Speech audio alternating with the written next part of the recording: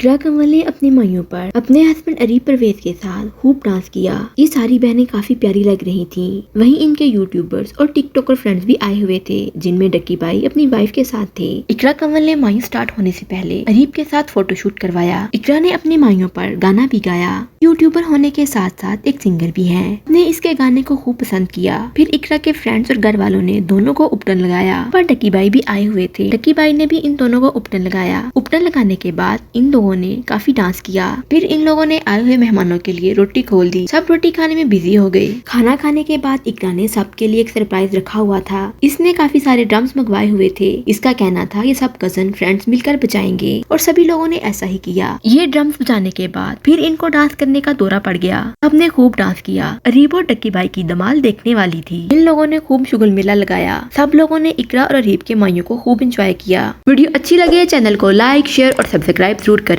और bell icon को जरूर प्रेस करें ताकि मेरी हर आने वाली वीडियो आप तक पहुंच सके। मिलते हैं एक और नई वीडियो के साथ, तब तक के लिए गुड बाय।